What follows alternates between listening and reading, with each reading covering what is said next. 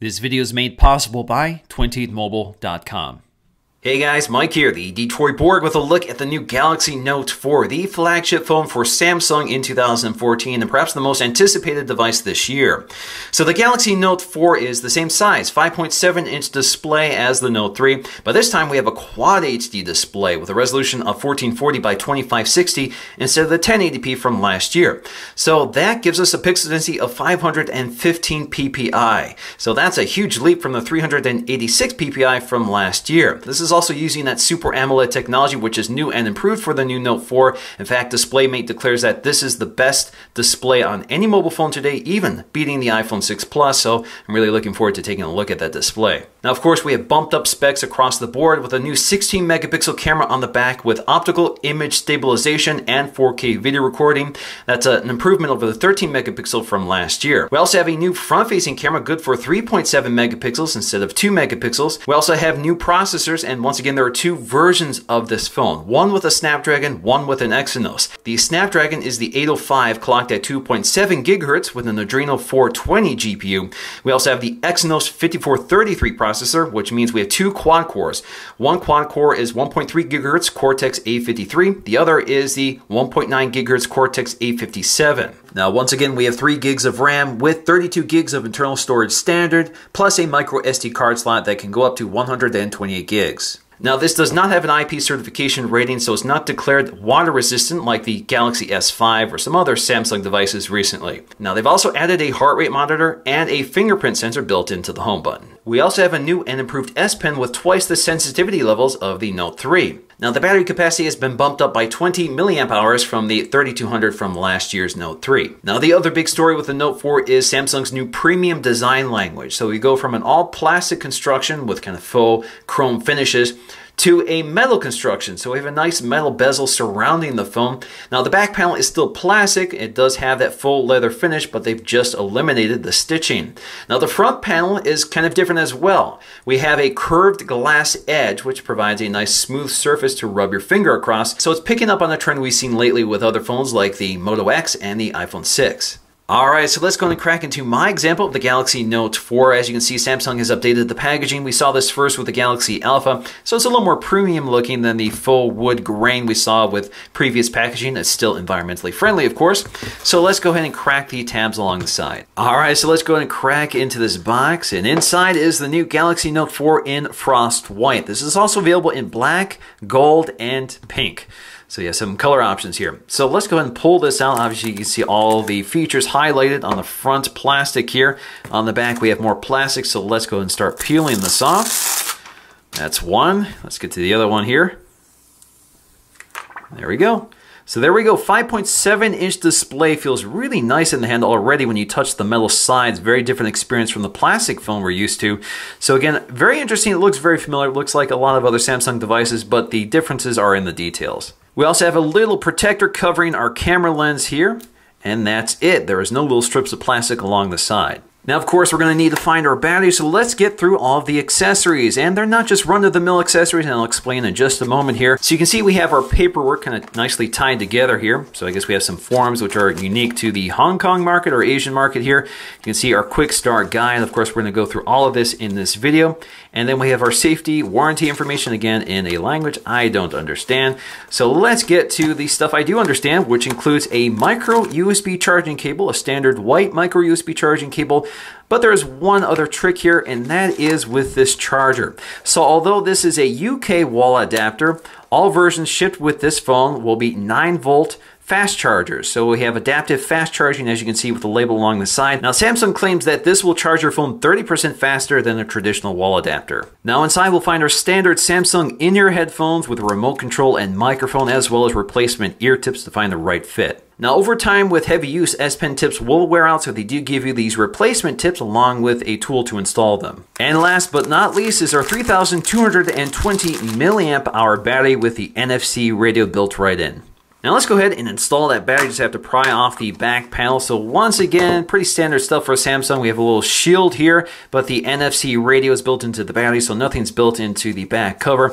Now, because this is not water resistant, you don't have a gasket surrounding the cover like you would with the GS5. All right, so let's go ahead and slip in our battery here. It pops right in. So down here you can see we have our loudspeaker. Up here you can see we have a micro SIM tray, not a nano SIM like you find in the Galaxy Alpha. And then we have a micro SD card slot, which supports 128 gig cards. All right, so let's go ahead and snap on our back cover and get this started. All right, so let's take a look at the new Note 4 design. And as you can see next to the Note 3, it is a bit taller than the Note 3, even though they have the same display, 5.7 inches. Of course, much higher resolution on the Note 4. Now, it is thinner and noticeably lighter than the Note 3. That's the first thing I notice here is just how much heavier the Note 3 feels compared to the Note 4. So at the top, we'll find that new 3.7 megapixel front-facing camera, good for 1080p at 30 frames per second, along with all of our sensors, an ambient light sensor, proximity sensor, and an adaptive display sensor. We also have our earpiece, which also picks up on the accent colors around the edges of the phone. So you'll see that white surface along with that kind of polished chamfered edge around it. So little details here and there. And then, of course, we have an LED notification light in the upper left corner. Now, if you look at that camera, you can see just how much bigger the optics are compared to the Note 3. At the bottom, we'll find the home button, which integrates the fingerprint scanner along with our off-screen capacitive Android key. So we have back, and instead of options, we now have a recent apps button, which is, of course, picked up from other Samsung devices launched this year. Of course, you can also just tap and hold the recent apps button to get to options. So on the back, we'll find that new 16 megapixel rear-facing camera, good for 4K video recording with optical image stabilization, so even 4K is stabilized. We also have our heart rate monitor right below that, right next to the single LED flash. Now, the loudspeaker has returned to the back of the phone. This used to be on the side of the Note 3. This is also on the side of the Galaxy Alpha, so I'm a little surprised to see it back here on the back. Of course, with a back-facing speaker, you have a little bump out here to prevent you from muffling the speaker when you lay it flat on a table. Now, this opening is pretty small relative to the size of the speaker behind the back panel, so that's kind of interesting. So at the top of the phone, you'll find the headphone jack, one of the microphones, and of course an IR LED blaster for controlling your AV equipment, and the software is included. Now along the right edge, you'll find the sleep wake power on and off button. As you can see here, the buttons also pick up on the design motif of the bezel with the chamfered edge along with the painted surface. Now along the left-hand edge, we'll find our metal volume rocker, very similar to the Galaxy Alpha, very thin but very tactile and easy to operate. So on the bottom, you can see we've traded a USB 3.0 port for a micro USB port with fast charging. We also have those dual microphones on the bottom as opposed to the single one down here. You can also see that that speaker has been repositioned from the side to the back. And then, of course, we have the S Pen in the same position. This time, the cap of the S Pen is the same color as the body of the S Pen, so nice details here. But otherwise, the design is very similar. So, of course, when you take out the S Pen here, you can see it neatly tucks into that silo. Now, the design of the Note 4 S Pen is very similar to the Note 3. It's the same length, the button's in the same position. Now the only real difference with the Note 4 S Pen is that it's ribbed, possibly for better gripability than before. So very similar to the Galaxy Alpha, we have this nice polished metal chamfered edge along with the recessed areas on either side of the phone, which is where all the buttons are. So it's kind of a nicer, narrower grip on the sides of the phone. You can also see that with the Note series, the edges of the phone are painted. Now I'm not a big fan of this. I'm afraid that it will chip off. And basically it just hides the nice raw metal, which I would prefer to see like you see with the Galaxy Alpha. So I'm not sure why they painted it like this. It's definitely not something I prefer personally, but it does provide some more visual detail. Now, some people have complained that there is a visible gap between the glass panel and the metal frame. This is being dubbed gap gate, and that means that you can stick things in here, and some people are worried that dust, dirt, or water could easily get in between the phone. But Samsung has told people that this is part of the design.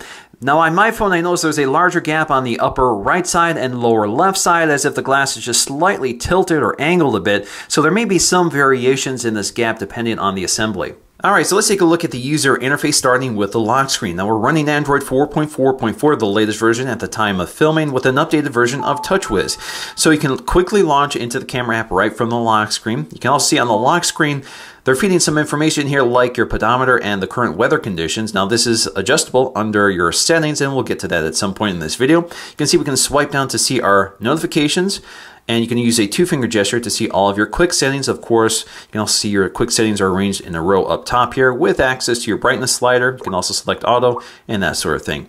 So let's get to the home screen. So on the home screen, you can see that we can swipe through our available home pages. We can pinch in and out to see all of the home pages and select the preferred home page by selecting the home icon at the top. You can also remove pages. So if we add a new page here, if we tap and hold on to it, take it up to remove, deletes it. You can also add your widgets from here as well. You can see the system moves really quickly. You can also see we have our home screen settings. Now we have something called Flipboard Briefing, which you can toggle off as well as change your transition effects for the home screens. Now what is Flipboard Briefing? So Flipboard Briefing replaces My Magazine. It was always powered by Flipboard. Now Flipboard pretty much has taken over this. So you can see that the feed is again much simpler looking, better looking, a little smoother and more dynamic. But basically this feeds all the latest news stories into your feeds. Now you can also log in with your Flipboard account to update your feeds here. And if you swipe all the way to the bottom, you can modify what feeds into here as well. So you can select the categories you might want. You can swipe back up here to get to them. So for example, if I see a story here that I like on technology, brings up the display and I can basically swipe through it like I would a magazine. Now taking a look at our Android keys, of course we have the home button with the fingerprint scanner, and we have our recent apps key instead of the menu key, and of course the back key. Now the recent apps is redesigned here, so you can see the interface is quite a bit different with this sort of stacked card view, but it works pretty much the same. So you can tap on the page to bring it back up.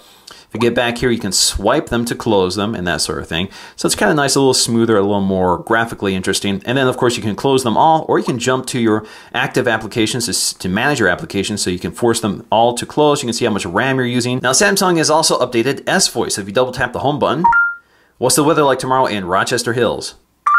On Friday we'll have some sunshine with a few clouds. So you can see the S Voice interface now pops up above whatever you're doing and then disappears automatically. And if you want to go to full screen mode, just tap that, takes you back to full screen. And of course, if you just want Google Now, just tap and hold this button. Okay, Google, what's the weather like tomorrow in Rochester Hills? Tomorrow's forecast for Rochester Hills is 57 degrees and partly cloudy. Now, alternatively, you could also say, hi Galaxy, show me the nearest gas station. Here's a list of places I found. This can also be done from the lock screen. Hi Galaxy, show me the weather for Friday. The sun will be in and out on Friday. Now the Recent Apps button also acts as your settings button. Just tap and hold on it and it brings up whatever is contextually relevant to what you're doing. So for example, on the home screen, it brings up my home screen editor. But if I'm in a browser here, it does the same for the browser. Now if you tap and hold the power button along the side, you get some options here. So power off, airplane mode, restart, emergency mode, and of course you have your mute and silencing options here as well. And we also have lots of options with volume control. So if you hit the volume button, you get to all of these available controls. So you can independently control ringtone, media, notifications, and the system volume. Now there is a lot to talk about with that S Pen. So as soon as you remove it from the silo, this Air Command utility pops up right away. If you tap anywhere on the screen, it goes away. If you want to re-invoke it, just tap the button along the side within hovering distance of the screen and it comes back. Now this S Pen can be used for all parts of navigation, even the off-screen Android keys. Now you can hover the tip of the pen over the screen and you get this little cursor here. So if you wave it over something like the tabs up here, you can see that I have 9 open tabs. I can see that this is more options. I can see that this is home, and this works across many apps. Now when I hover it over a text box up here, you can see I can actually input text by tapping up here, and I can handwrite it in or edit with my S Pen. So for example, I can hit this back button and just write in CNN.com.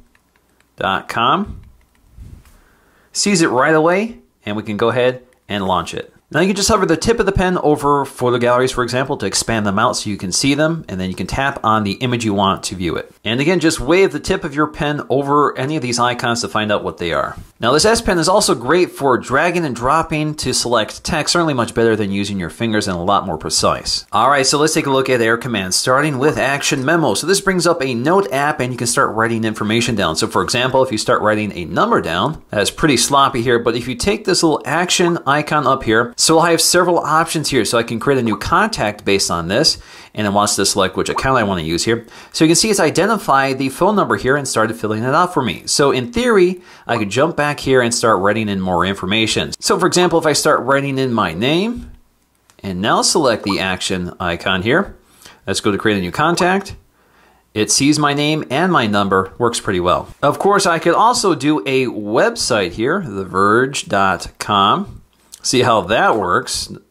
So I can go to a link here, theverge.com, got it right away. Now let's take a look at Smart Select, which is really interesting here. So basically you just draw a box over anything on the screen and it will provide this little image clip as well as identify the information in that image. So it can see the text here. And so for example, it sees the date and time, and you have the option to add an event to your calendar, or see the location so you can see it on the map and that sort of thing. So you see all the information kind of lined up for you. Now you can also just add this into your clip box here. So go ahead and collect it. And let's say you're researching, you can move this little thing around here. So let's say I want to collect this image. Again, select Smart Select, highlight the photograph. Again, see as a text in here will provide me the link to that as well and see the date and time, that sort of thing. And then we can go ahead and collect it. So let's say we want some of this text as well. We can also just go up here to plus, highlight the text. Again, it sees the text right here, even provides a link for it. And we can go ahead and add it. So we're all done here, and you can see on the home screen this little floating icon. We can tap down here to see all the available clips I've made. And then when we're done here, I can go ahead and save it to my scrapbook. Now with Image Clip, we can just circle an image. For example, on this website here, it gives me a rough outline. I can use this to snap to the full picture. I can use this for a circular view, or I can use the magnetic outline to select just parts of the image and save it to my scrapbook. And then we have Screen Write, which does a little screen grab here, and we can start editing it as we want. Alternatively, on the Samsung phone, you just use a palm swipe to also grab the screen grab. You just don't get the editor here, but you can bring it up through the drop-down shade. Now let's take a look at our quick settings, which reveal some of the features built into the phone. So for example, we have all the standard stuff, Wi-Fi location. We have our sound controls, which are just quick toggles here. Bluetooth, screen rotation, lock.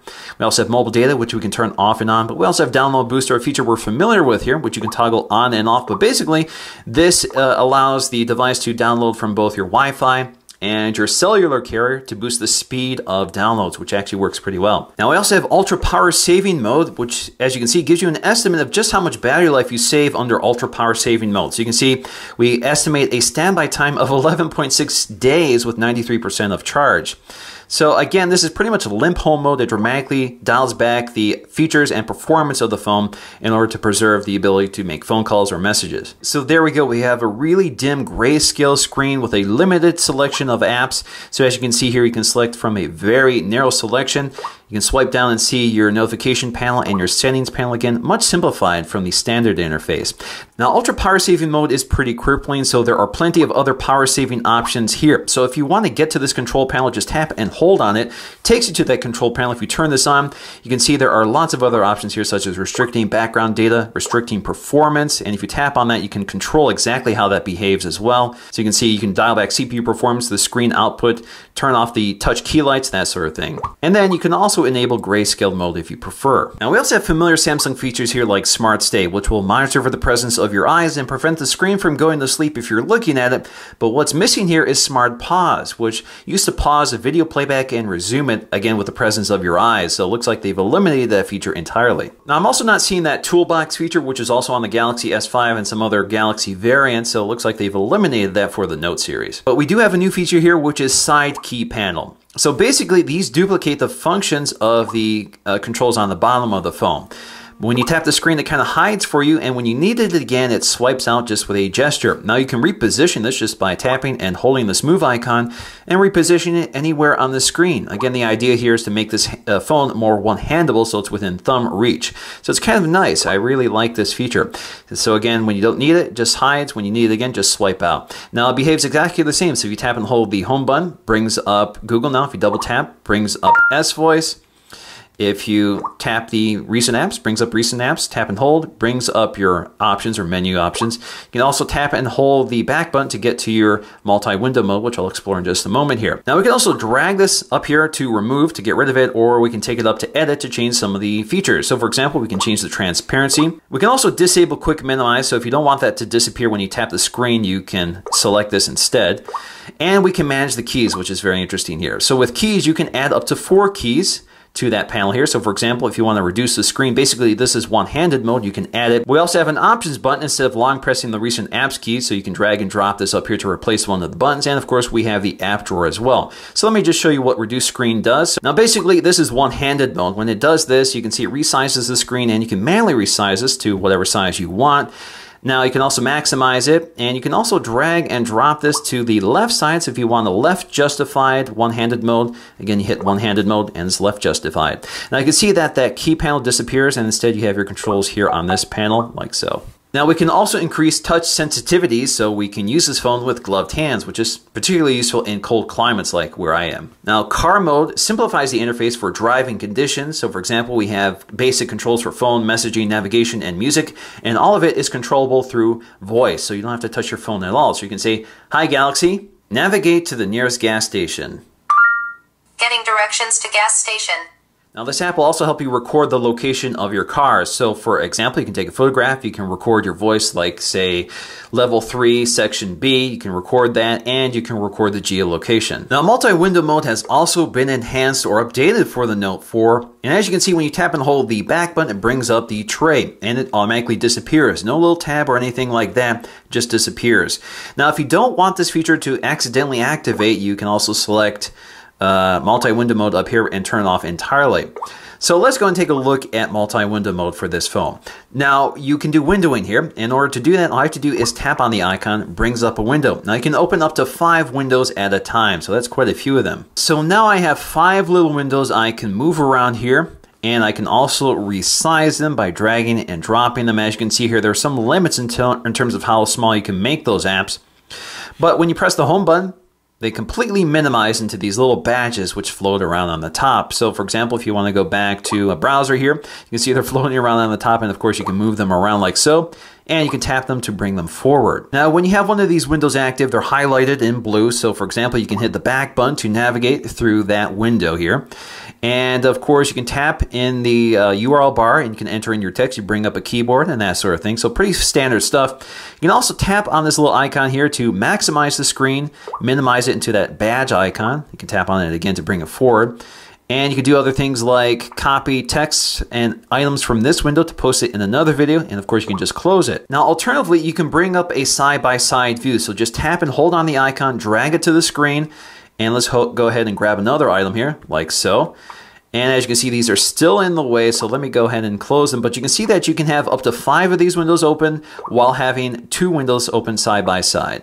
So there we go, we can resize the window. You can see that the active window is highlighted in blue, and that allows us to use the Android keys at the bottom. So for example, if you want menu, just tap and hold on it. It takes you to the menu options in the Chrome browser. I can also tap that icon to maximize the window, shrink the window down. So if I want to shrink it down to the badge, like so, it'll do that. I can also swap between the top and bottom window, like so, or just close the window entirely. And I can also copy one item from one window to paste it in another window. Now you can also window apps just by swiping in from the upper right or left corner, and then you can reposition it and resize it as you want. So again, this works with all apps or all active apps, like so. Now not all apps can be minimized. So for example, this Instagram app does not respond to that gesture.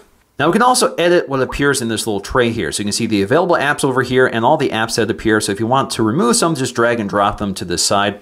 You can also create a custom recipe. So for example, I have YouTube and Chrome open right now. So if I go to create, it automatically creates a recipe up here. So it automatically launches both windows side by side when I tap it. Now, as you can see here, we do not have recent apps within each window like we did with the Note 3. Now there are a few controls from multi-window mode to take a look at here. So we have that pop-up view shortcut, which again allows you to bring up that pop-up view just by swiping in from the corner. Again, that's only with compatible apps. So if you don't want that to activate, you can disable it. I do find I've accidentally or unintentionally activated it when I want to swipe down from the screen. Instead, it activates that pop-up view, which I don't want. So here is how you disable it. Now we also have open in multi-window view, which is off by default. So if you enable this and you're in an app that requires another app to open, instead of opening that app and replacing what you're looking at, instead it will bring up a pop-up view, which is kind of useful. So let's say you're in the browser and you see a YouTube link. When you tap on that, instead of completely replacing what you're looking at, you now get a window with YouTube. Now let's go ahead and set up our fingerprint scanner. Now I'm going to use S-Finder to find the fingerprint scanner under settings. So I'm just going to start typing in finger. So you can see finger scanner found right under settings, and we're going to go to fingerprint manager,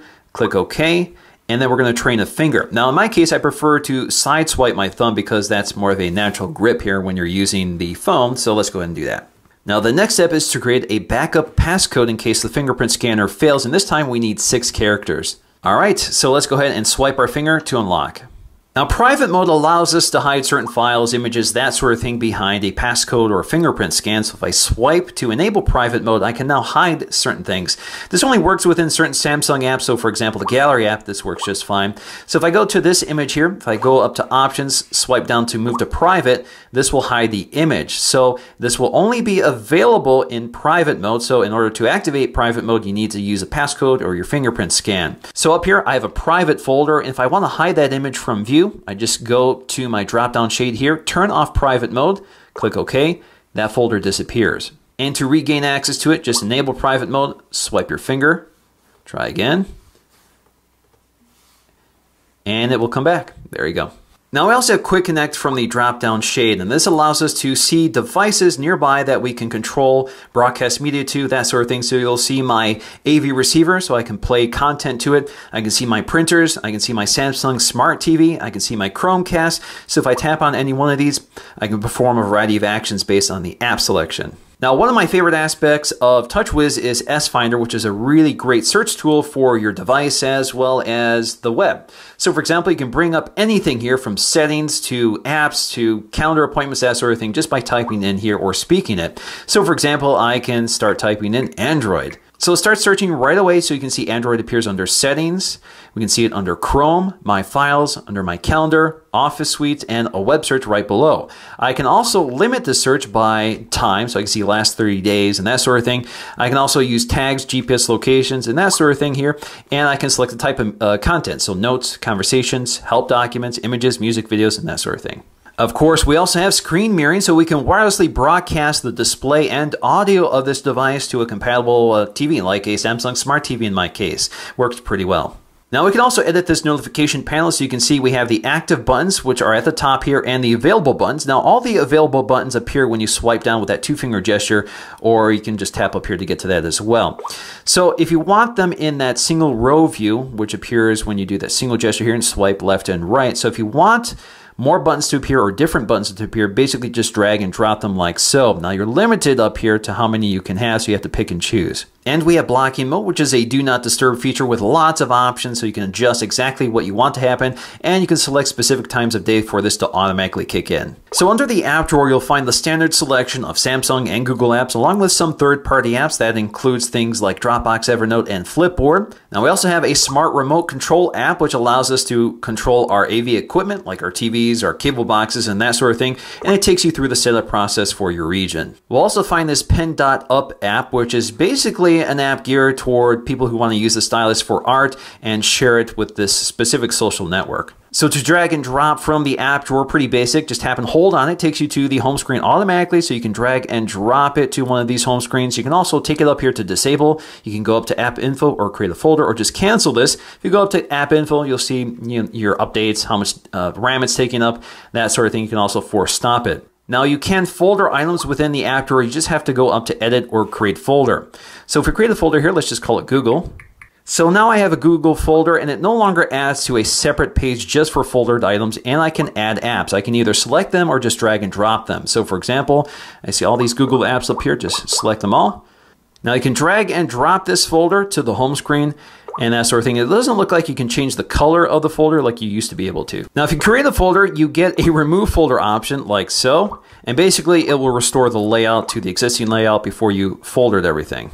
Now we can also go up to edit here, which allows us to drag and drop within the app drawer. And as you can see, you get all those options up here for uninstall, app info, create page, or create folder. Now you can also sort them by custom order, so the order you selected, or the alphabetical order, which will take folder items out of their folders. Now we can also see all of our downloaded apps, and you can uninstall those apps if you want. Now you can also uninstall or disable apps, at least the ones that are eligible for that. So for example, you can see I can uninstall the Messenger app here, so I can disable it. It looks like I can't uninstall it, but there are some apps you can uninstall, such as Office Suite here, which I downloaded, so I can uninstall it and it disappears. Now if you disable an app like so, it will actually appear under disabled apps. So we can show disabled apps like so. And if you can't uninstall or disable apps, you can actually hide apps, and you can hide as many as you want. And again, you have a separate folder for hidden apps if you want to see those again. Now the settings panel has also been redesigned, again, much more organized, a lighter background color. So you can see we have things organized by connections, device,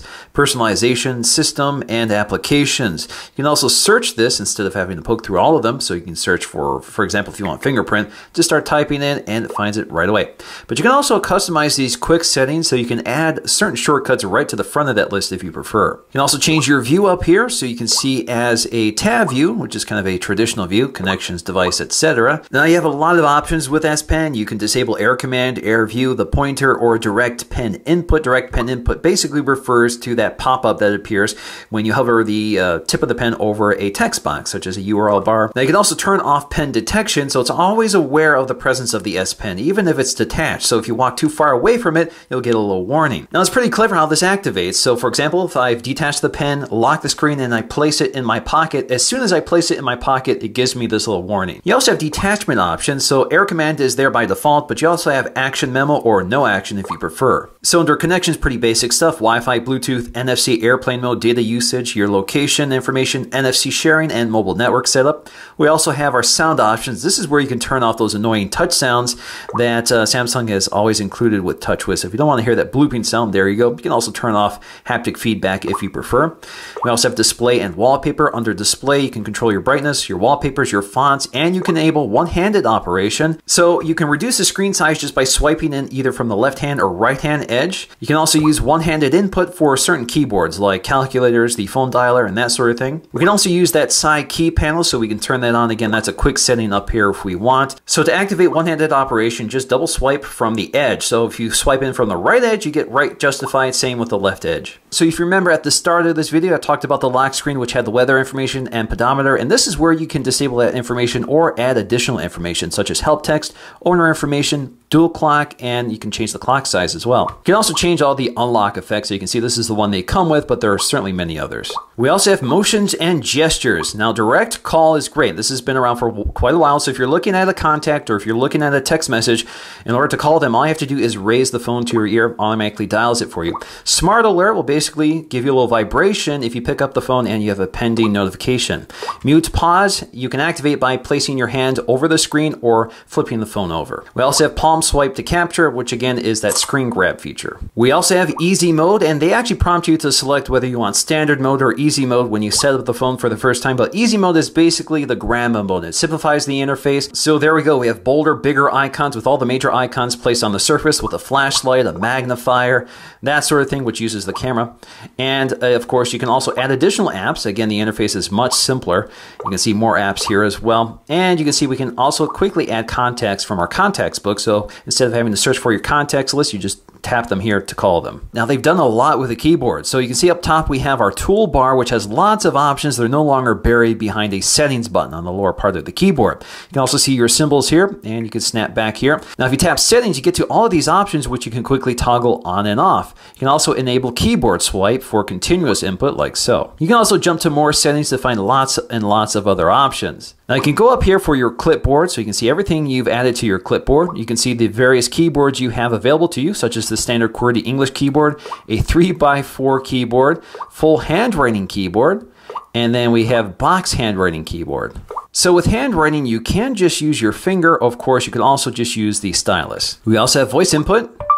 This is a test of voice input, period.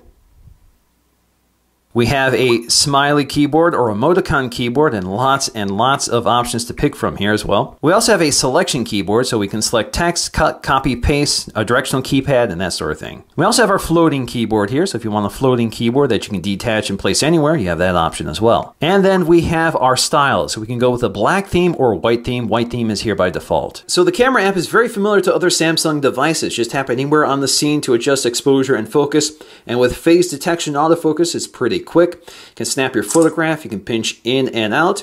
You can tap and hold on the shutter release to take a burst shot, like so. You can also lock exposure and focus, just tap anywhere on the scene to lock it in. Tap anywhere to release it. You can record video, which also has pinch in and out to zoom. It also has HDR. You can pause it, resume it, and snap a photo while recording video. We also have our quick settings right here and more settings if we go up here. Lots of settings, so we can adjust our video size from HD to QHD or ultra high definition. Let's click OK here.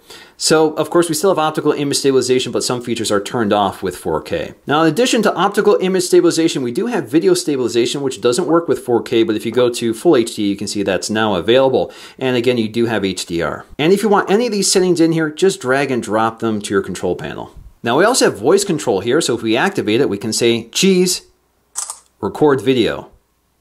Now we also have our mode selections, and you can see it's been slimmed down quite a bit because you can manage your own modes or download new ones.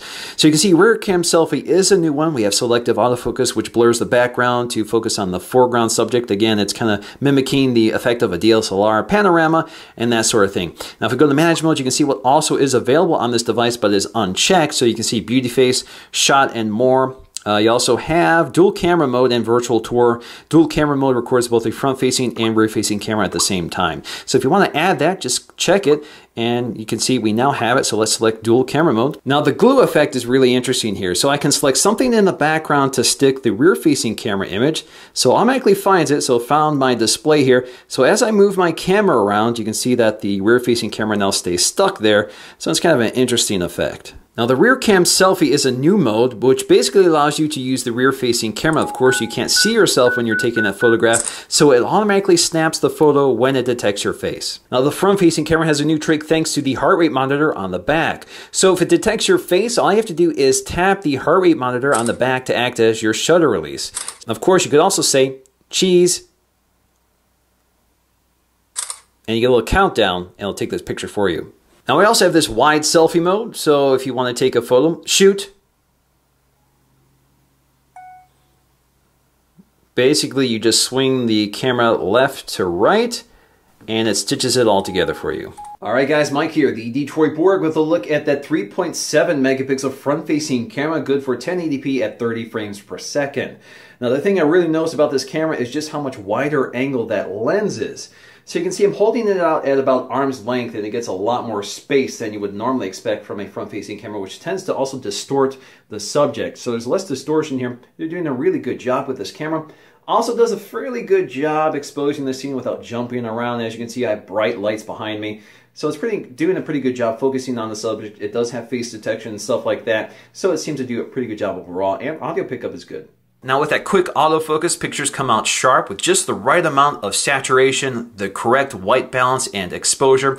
The auto mode does a pretty good job and is pretty foolproof. Now, it doesn't have the best low light performance until it hits the processing engine. Once it hits the processing, the images come out pretty nice. Now, it does soften them quite a bit, and you can see some artifacting and some processing going on in the darker areas of the photo, but the results are definitely impressive and better than most cameras you'll find today. All this hardware stabilization, focusing, and processing also means you get fantastic HDR images. Now, the LED flash does a pretty decent job. It's nice and bright, and I think the processing behind it compensates for the fact that we don't have a dual tone flash in this camera. Now the Note 4 I'm using has the Exynos octa-core processor. And as you can see here, the multi-core score is just off the charts. Definitely bests the iPhone's multi-core score. But you can see the iPhone 6 bests the single-core score here by a pretty significant margin. Now compared to the Note 3, you can see huge gains have been made in the single-core score, although the Note 3 I have here is the Snapdragon, not the octa-core processor. So this is a quad-core versus an 8-core. So different technologies here, but performance is fairly close. Obviously, the multi-core score is much improved, and the single-core score is also improved. So what about that notorious TouchWiz lag? Well, I think throughout the course of this video, you'll see that this phone is smooth and quick. So I think Samsung has done a good job optimizing the latest version of TouchWiz with Android 4.4.4. So it's a smooth performer. You also have that high-end internal specs, which keeps up with the software demands of this phone. They've also scaled back some of the features from previous Note devices and improved the interface design. Now, in terms of battery life, after about 7 hours and 46 minutes, my screen on time was a little over 4 hours. That's at maximum brightness. I think that's pretty decent, certainly nothing great. So definitely the biggest selling point of the new Note 4 is that display. Again, this is that Super AMOLED technology now with QHD resolution with a stunning 515 pixels per inch. So text looks pin sharp. Certainly far more resolution than you need for your eye, but you can definitely tell the difference if you jump between this and a 1080p display. But the resolution gives you really sharp images and video, and of course the display uses that Super AMOLED technology, which is an emissive technology, meaning that if you have dark pixels, the pixels pixels are not lit. So you get absolute blacks with deep contrast, so everything really pops on the display. And then you have those vivid colors. Now it's not oversaturated, and as I said, DisplayMate considers this the best mobile display on the phone right now. The only drawback with these panels is that they're not as bright as an LCD panel, so they're not as viewable outside, although this panel does a fairly decent job. The other standout feature here is the camera. So again, 16 megapixels, that's a lot of resolution with optical image stabilization, which does make a big impact.